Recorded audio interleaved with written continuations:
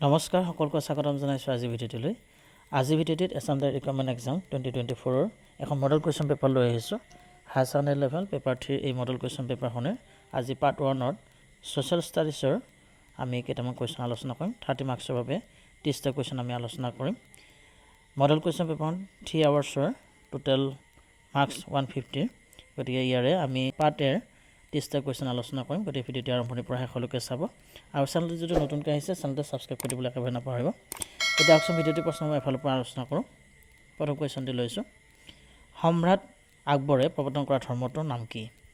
অপশ্যনবোৰ হৈছে দিনী ইলাহী, আল্লাহ আকবৰ, ইছলাম আৰু পুৰাটাও নহয়। ইয়াৰ শুদ্ধ উত্তৰটি হৈছে অপশ্যন এ দিনী ইলাহী। সম্ৰাট আকবৰে প্ৰৱৰ্তন কৰা ধৰ্মটোৰ নাম হৈছে দিনী ইলাহী। নেক্সট কুৱেশ্যন, ভাৰত বুৰঞ্জীত কাক জ্ঞানী মূৰ্খ ৰজা বুলি জনা যায়? অপশ্যনবোৰ হৈছে মহম্মদ বিন তুগলক, বলবীৰ সিং, বাবৰ আৰু সমুদ্ৰগুপ্ত।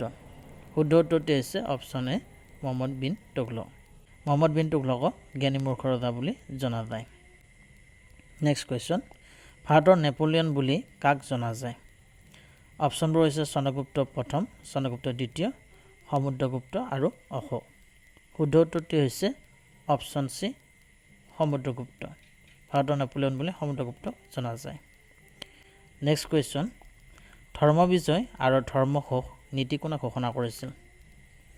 অপশ্যনবোৰ হৈছে আকবৰ, সমুদ্ৰগুপ্ত, অশোক আৰু হৰ্ষবৰ্ধন।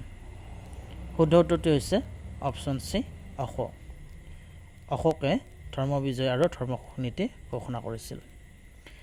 নেক্সট কুৱেশ্যন, ভাৰতৰ শেষৰজন ব্ৰিটিছ গভৰ্ণৰ জেনেৰেল কোন আছিল? অপশ্যনবোৰ হৈছে Dalhousie, Warren Hastings, Richard Clement আৰু লৰ্ড মাউণ্টবেটেন। শুদ্ধ উত্তৰটি হৈছে অপশ্যন ডি লৰ্ড মাউণ্টবেটেন। ভাৰতৰ শেষৰজন ব্ৰিটিছ গভৰ্ণৰ জেনেৰেল আছিলে লৰ্ড মাউণ্টবেটেন। নেক্সট কুৱেশ্যন, পৃথিৱীৰ চৌদিশে এবাৰ পৰিভ্ৰমণ সম্পূৰ্ণ কৰিবলৈ চন্দ্ৰই কিমান দিন সময় লয়? অপশ্যনবোৰ হৈছে 31 দিন, 30 দিন, 29 দিন আৰু 28 দিন। শুদ্ধ উত্তৰটি হৈছে অপশ্যন চি 29 দিন। পৃথিৱীৰ চৌদিশে এবাৰ পৰিভ্ৰমণ সম্পূৰ্ণ কৰিবলৈ চন্দ্ৰই 29 দিন সময় লয়। নেক্সট কুৱেশ্যন, সূৰ্যৰ ৰশ্মি পৃথিৱী আহি পাবলৈ কিমান সময় লাগে? অপশ্যনবোৰ হৈছে 5 মিনিট, 8 মিনিট, 20 মিনিট আৰু 6 মিনিট। শুদ্ধ উত্তৰটি হৈছে অপশ্যন বি 8 মিনিট। সূৰ্যৰ ৰশ্মি পৃথিৱী আহি পাবলৈ 8 মিনিট সময় লাগে। নেক্সট কুৱেশ্যন, পৃথিৱীৰ সৰ্ববৃহৎ কমলা ৰপ্তানিকাৰী দেশ কোনখন? অপশ্যনবোৰ হৈছে স্পেইন, আমেৰিকা যুক্তৰাষ্ট্ৰ, অষ্ট্ৰেলিয়া আৰু দক্ষিণ আফ্ৰিকা। শুদ্ধ উত্তৰটি হৈছে অপশ্যন এ স্পেইন।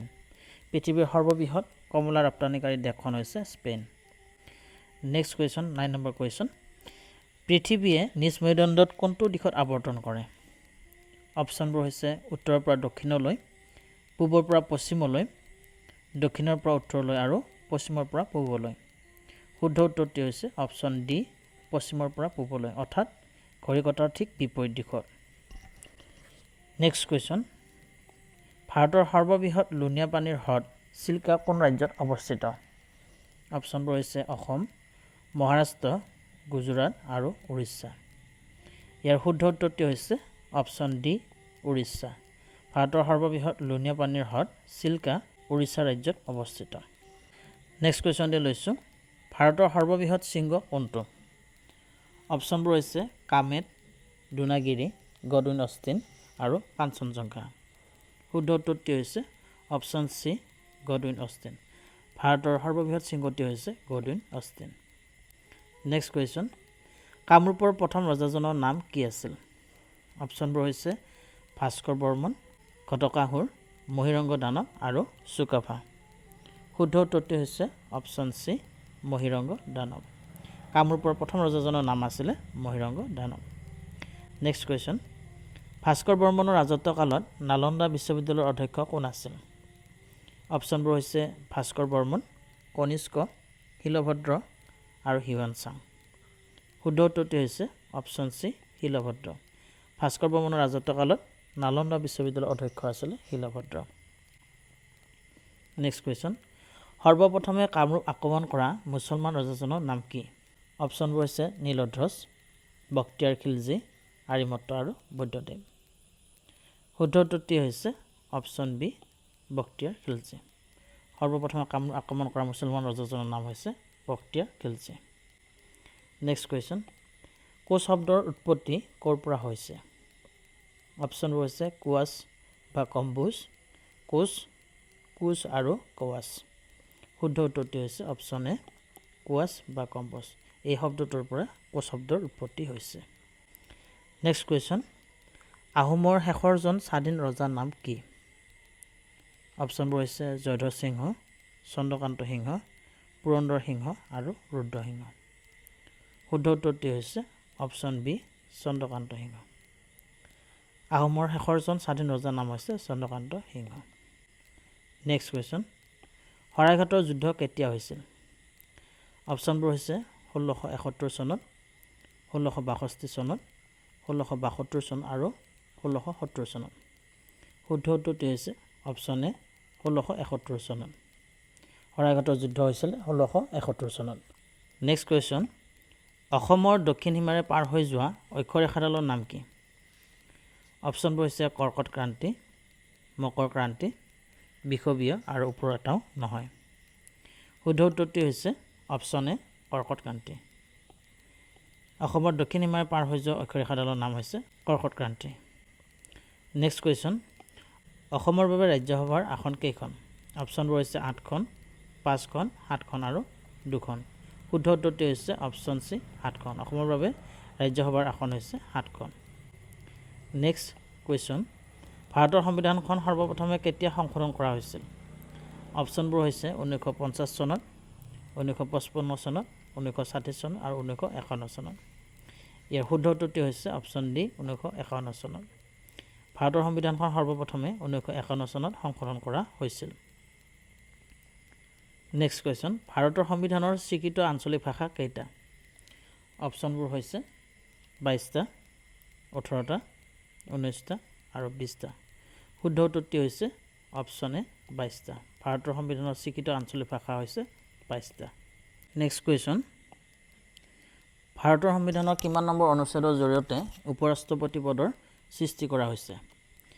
অপশ্যনবোৰ হৈছে 36 নং অনুচ্ছেদ, 61 নং অনুচ্ছেদ, 63 নং অনুচ্ছেদ আৰু 40 নং অনুচ্ছেদ। শুদ্ধ উত্তৰটি হৈছে অপশ্যন চি 63 নং অনুচ্ছেদ।